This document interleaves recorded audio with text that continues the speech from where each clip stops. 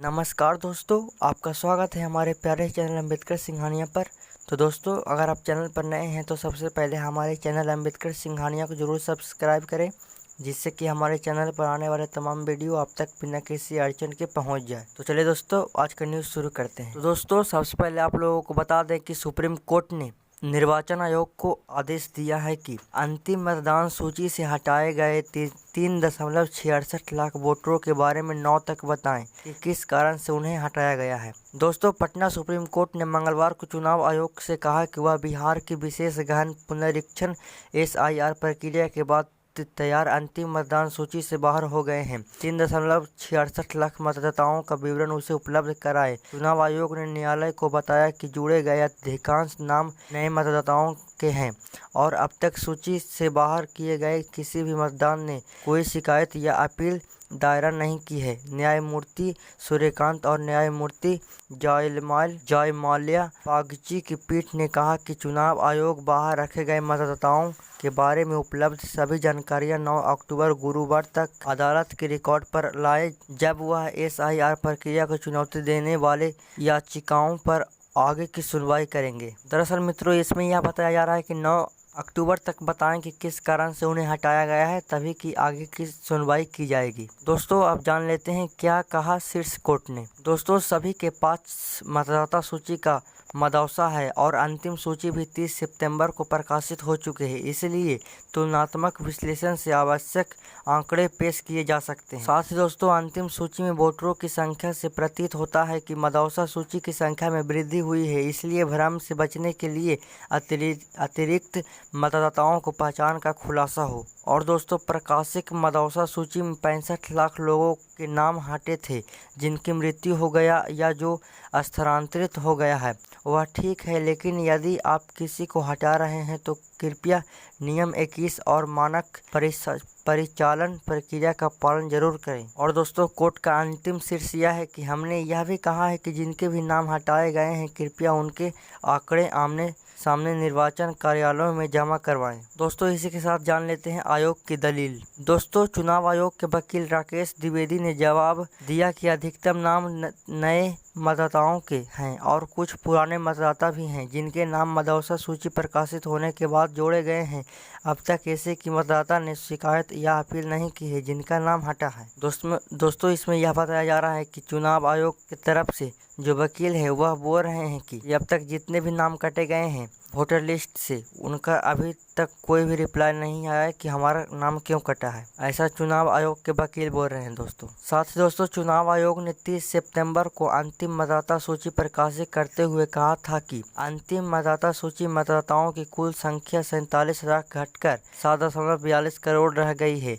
SIR से पहले यह 7.89 करोड़ थी। इसी के साथ दोस्तों, जान लेते हैं CM से PM तक सरकार के मुखिया के रूप में नरेंद्र मोदी का 25वां वर्ष शुरू हो गया है। दोस्तों, PM नरेंद्र मोदी बोलते हैं, लोगों के जीवन में सुधार लाना मेरा लक्ष्य है। दरअसल मित्रों, प्रधानमंत्री नरेंद्र मोदी ने मंगलवार को सरकार के मुखिया के रूप में अपने 25वें वर्ष की शुरुआत की है। इस मौके पर उन्होंने कहा कि लोगों के जीवन में सुधार लाना है और इस महान राष्ट्र की प्रगति में योगदान देना उनका लक्ष्य और निरंतर प्रयास रहा है।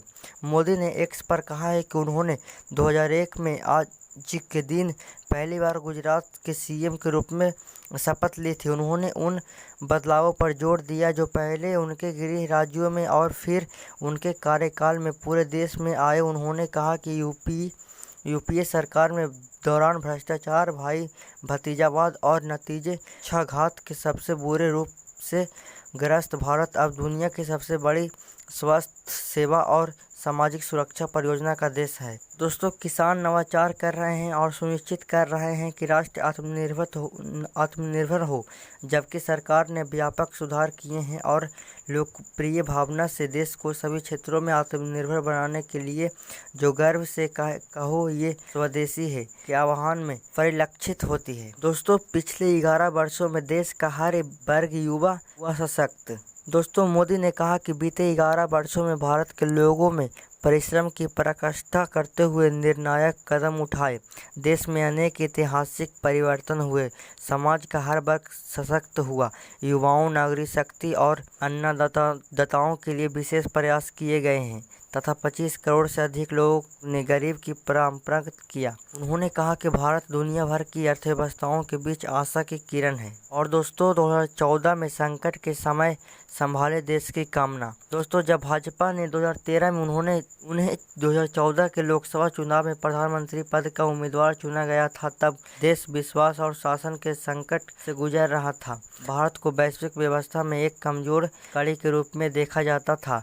तब हमारी पार्टी को पूर्ण बहुमत मिली, जो 3 दशकों के लंबे अंतराल के बाद पहली बार हुआ था। इसी के साथ दोस्तों आप लोगों को बता दें कि इस वर्ष यानी कि 2025 में 3 अमेरिकी वैज्ञानिकों को मिलेगा भौतिकी का नोबेल पुरस्कार। दोस्तों अमेरिका के 3 वैज्ञानिकों जॉन क्लार्क, माइकल एच डेबोरेट और जॉन एम मार्टिन्स को इस वर्ष के भौतिकी के नोबेल पुरस्कार के लिए चुना गया है। उन्होंने यह पुरस्कार microscopic quantum mechanical turning electric circuit में एनर्जी क्वांटाइजेशन की खोज के लिए मिला है। दोस्तों आसान शब्दों में कहें तो इस quantum computers, super secure cryptography और सेंसर्स जैसे फ्यूचर्स टेक्नोलॉजी के दरवाजे खोले हैं। तो चलिए दोस्तों तीनों से एक एक करके परिचित करवाते हैं आप लोगों को। सबसे पहले दोस्तों जॉन क्लार्क। दोस्तों जॉन क्लार्क 1942 में कैम्ब्रिज में पैदा हुए थे। कैम्ब्रिज यूनिवर्सिटी से पीएचडी की।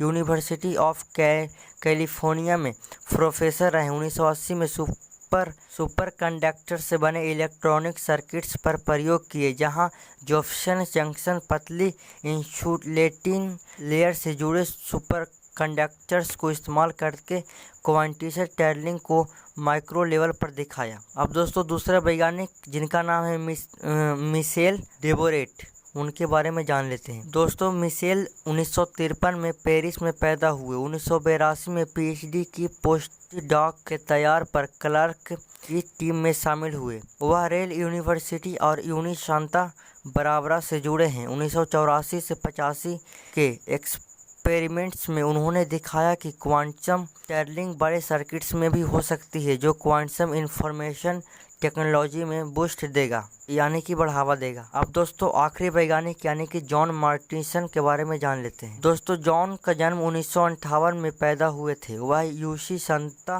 बारबरा के प्रोफेसर हैं। क्लार्क की टीम में पीएचडी स्टूडेंट के तौर पर शामिल हुए। इलेक्ट्रिक सर्किट्स में एनर्जी क्वांटाइजेशन पर फोकस किया। उनके शोध में क्वांटम सेंसर और सुपर कंडक्टिव टेक्नोलॉजी को नई दिशा दी। उसने योगदान में क्वांटम को प्रैक्टिकल बनाया। तो दोस्तों ये थे कुछ वैज्ञानिक जिनको नोबेल पुरस्कार मिलने जा रहा है, जिनका नामांकन हो चुका है नोबेल पुरस्कार के लिस्ट में। इसी के साथ दोस्तों राज्य पथ पर एनडीआरएफ ने की मॉक ड्रिल। दोस्तों पर्यटक शहर राजगीर के रतनगिरी पर्वत पर निर्मित आकाशीय राज्य पथ 8 सीटर रोपवे का मंगलवार को आपात स्थिति में निपटने की तैयारी के तहत मॉक ड्रिल का सफल आयोजन किया गया। यह अभ्यास एनडीआरएफ की 9वीं वाहिनी के दल और रोपवे तकनीकी टीम के संयुक्त तत्वाधान में संपन्न हुआ। इस दौरान आपदा प्रबंधन की दृष्टि से एक काल्पनिक परिस्थिति उत्पन्न की गई, जिसके अनुसार 4 पर्यटक यात्रा के दौरान रोपवे में आई अचानक तकनीकी खराबी के कारण तीसरे टॉवर से समीप केबिन में फंस गए और रोपवे का संचालन अस्थायी रूप से ठप हो गया। स्थिति की गंभीरता देखते हुए रोपवे के तकनीकी दल ने तत्परता से कार्रवाई करते हुए 2 पर्यटकों की सुरक्षा बाहर निकाला। इस बाद एनडीआरएफ की 9वीं वाहिनी ने लगभग 30 सदस्यीय दल ने शेष 2 पर्यटकों को कुशलतापूर्वक रेस्क्यू कर सुरक्षित नीचे उतारा। यह पूरा अभियान अत्यंत संयम, तकनीकी दक्षता और समन्वय के साथ संपन्न हुआ। दोस्तों इससे आपात स्थिति में बचाव कार्य की तैयारियों और व्यवहारिक क्षमताओं का मूल्यांकन किया गया। मॉक ड्रिल के दौरान एनडीआरएफ की टीम का नेतृत्व रणधीर कुमार सिंह कमांडेंट ने किया। उनके साथ निरीक्षक जतेंद्र कुमार, उप निरीक्षक रंजीत कुमार एवं अन्य 28 प्रशिक्षित सदस्य उपस्थित रहे। रोपवे प्रबंधन की ओर से प्रबंधन दीपक कुमार, पर्यटन सूचना पदाधिकारी संजय कुमार, यात्री कनीय अभियंता राजीव शाह, तकनीकी हेड रोहित कुमार तथा सभी तकनीकी और परिचालन कर्मी मौजूद थे। इस मौके पर अभ्यास का उद्देश्य किसी भी आकस्मिक परिस्थिति में यात्रियों की सुरक्षा सुनिश्चित करना तथा राहत एवं बचाव दलों के बीच तालमेल को सुदृढ़ बनाना था। आयोजन के दौरान सभी दलों ने उत्कृष्ट समन्वय और तत्परता का प्रदर्शन किया, जिससे यह स्पष्ट हुआ कि राजगीर रोपवे प्रबंधन आपात परिस्थितियों में निपटने के लिए पूरी तरह से तैयार है। दरअसल मित्रों, इस मॉक ड्रिल का अर्थ यह था कि अगर किसी भी आपातकाल समय में किसी भी तकनीकी के कारण यात्रीगण अगर फंस जाते हैं तो उन्हें कैसे सुरक्षित तरीके से नीचे उतारा जाता है, इसका उद्देश्य यही था दोस्तों। इसी के साथ दोस्तों भाषा मेला, गणित मेला और विज्ञान मेले में होंगे आयोजित। दोस्तों सभी प्राथमिक विद्यालयों में आयोजित होंगे त्रैमासिक मेले। दरअसल दोस्तों प्राथमिक शिक्षा तथा निपुण बिहार मिशन के निर्देशक के द्वारा सभी जिला शिक्षा पदाधिकारी एवं जिला कार्यक्रम पदाधिकारी को जिला में त्रैमासिक भाषा मेला, गणित मेला और विज्ञान मेला का आयोजन करने का निर्देश दिया गया है। उक्त आशय की जानकारी जिला कार्यक्रम पदाधिकारी योगाकृत शिक्षा अभियान ने दी है। उन्होंने बताया कि सभी प्राथमिक एवं प्रारंभिक विद्यालय स्तर पर कक्षा 1 से कक्षा 5 तक के लिए त्रैमासिक भाषा मेला और गणित मेला, कक्षा 6 से प्रतिफल के आधार पर भाषा एवं गणित मेले के लिए लागत अथवा बिना लागत के स्थानीय सामग्रियों से शिक्षण अधिकतम सामग्री का निर्णय करेंगे। बच्चों ने बुनियादी सुरक्षा और संख्या ज्ञान की आधारात्मक समझ विकसित करने के लिए निश्चय अधिकतम सामग्री का निर्णय किया जाना आवश्यक है। उन्होंने बताया कि मिशन निपुण बिहार द्वारा भाषा और गणित लक्ष्य के आधार पर शिक्षा अधिकतम सामग्री का निर्णय करेंगे। इस प्रकार मिशन निपुण बिहार का भाषा और गणित के लिए भी शिक्षण अधिकतम सामग्री तैयार किए जाएंगे। कक्षा 1 के हिंदी भाषा के लिए अक्षरों को उनके ध्वनि के साथ मिलान करने, 2 से 3 अक्षरों से बने सरल शब्दों को पढ़ने एवं लिखने, 4 से 5 शब्दों वाले सरल वाक्यों पढ़ने और उससे संबंधित चर्चा के लिए आना चाहिए। इसी प्रकार कक्षा 2 के लिए 3 से 4 अक्षर वाले मात्रा युक्त शब्द पढ़ने और लिखने, 1 मिनट में 35 से 54 शब्द पढ़ने और उनसे संबंधित सवालों का जवाब देने एवं 2 से 3 शब्दों वाले सरल वाक्यों लिखने आना आवश्यक है।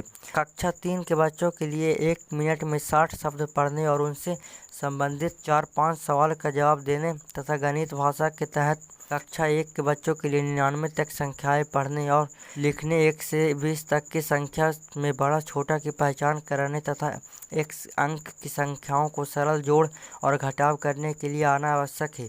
इस प्रकार कक्षा 2 के बच्चों के लिए 999 तक संख्याएं पढ़ने और लिखने, 99 तक संख्याओं का जोड़ और घटाव करते हैं, 1 अंक की संख्याओं का सरल गुणा और कक्षा 3 के छात्रों के लिए 9999 तक संख्याओं बढ़ने और लिखने, 999 तक की संख्याओं का जोड़ और घटाव करते सरल गुणा और भाग करने की आना आवश्यक है। दरअसल दोस्तों इस मेले में होगा यह कि कक्षा 1 के जो बच्चे हैं उन्हें 2 अक्षर के शब्द पढ़ने आना चाहिए और कम से कम 1 से लेके 100 तक की गिनती आनी चाहिए। इस मेला में होगा दोस्तों, जो कि हर जिले में होगा। इसी के साथ दोस्तों भारत ने 1.20 करोड़ के सैन्य उपकरण खरीदे, राजनाथ सिंह बोले। दोस्तों भारत के रक्षा मंत्री राजनाथ सिंह ने मंगलवार को कहा कि भारत ने 2024 से 25 के अंत तक घरेलू स्रोतों से 1,20,000 करोड़ रुपये के मूल्य सैन्य उपकरण और हथियार खरीदे हैं। उन्होंने बताया कि भारतीय राष्ट्रीय सुरक्षा चुनौतियों का सामना करने के लिए आत्मनिर्भरता को मजबूत करने पर लगातार ध्यान केंद्रित कर रहा है। सिंह ने एक कार्यक्रम में संबोधित करते हुए कहा कि सरकार युद्ध के बदलते स्वरूप खास तौर पर ड्रोन जैसे नॉन कॉन्टैक्ट वारफेयर के महत्व की समझती है और उसके अनुसार तैयारी कर रही है। इस संदर्भ में उन्होंने विभिन्न सुरक्षा चुनौतियों का सामना करने के लिए भारत के अपने रक्षा उद्योगों को बढ़ाने के महत्व को रेखांकित किया। उन्होंने कहा कि 2021 से 22 में घरेलू स्रोतों से हमारी पूंजीगत खरीदी लगभग 74,000 करोड़ रुपये की थी, लेकिन 2024 से 25 के अंत तक यह बढ़कर 1,20,000 करोड़ रुपये हो गई है। यह बदलाव केवल आंकड़ों की नहीं बल्कि मानसिकता के परिवर्तन का भी प्रतीक है। तो देख सकते दोस्तों, भारत इस फिलहाल में सैन्य उपकरण खरीदने में अपना सोच और पैसा खूब खर्चा कर रही है दोस्तों, जो कि काफ़ी अच्छा बात है। भारत आत्मनिर्भर बनेगा। तो दोस्तों आज के लिए बस इतना ही, धन्यवाद।